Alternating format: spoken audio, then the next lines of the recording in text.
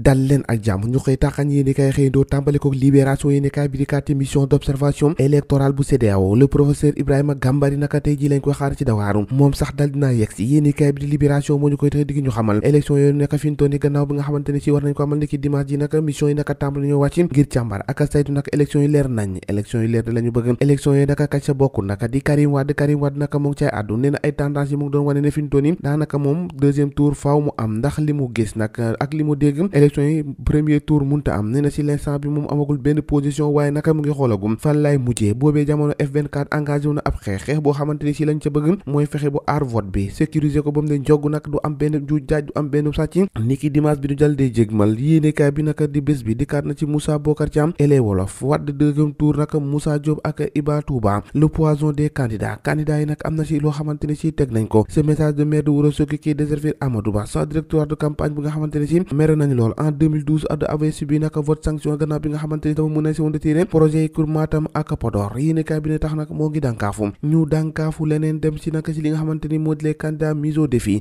bu rëy naka sas bu rëy moo leen dal dee xam leen naka ndax fi ñu toll nii ñoom ñooñu am na lu bëri lu leen di xaar yéenekaay bi xëy na fës nataal na ana kan rek mooy doon juróomeelu président bu Sénégal ndax gannaaw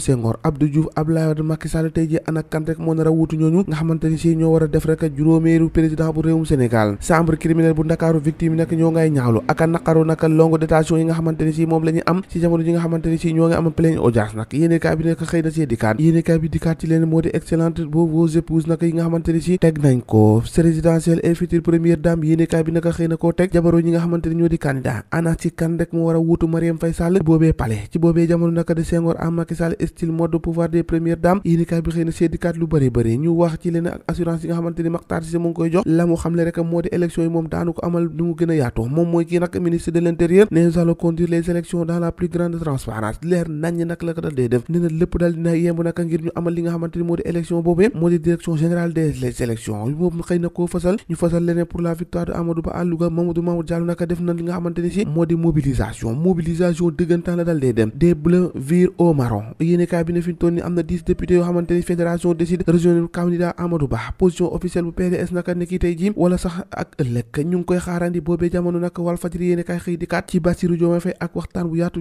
bi ñu am ak moom Bassirou Faye Selas bàyyeeku dëgg la def nee na porté na marteau boo xamante ni si moom président de la république la bëgg a doon nag il faut que nag pays bi moom fi ñu toll ni defa na li nga xamante ni moo di lu sérieux ndax jaxasoo gi bëri na je viens d'un milieu boo xamante ni dafa métti lool moo tax nag fa ma jëm xam naa ko hyper présidentiable naka doit connaître un coup d'arrêt yéenekaay bi ne nag moom àdduna si lu bëree bëri nag moom Bassirou Diomaye Faye Karim fait montrer les enchères nag yéenekaay bi ne Karim Wade wax na nee na élection yi la mu ca gis nag ba mu ko xaymaa bu noppi premier tour mun a gut a am Khalifa Sall jamono jooje confirmé na le jour en jour nag son statut bi nga xamante ne am na ko ci favori ci élection présidentielle yi 2024 yi lée ca yile élection ñoo ko déggandoo jàngeen jëf ba ëllëg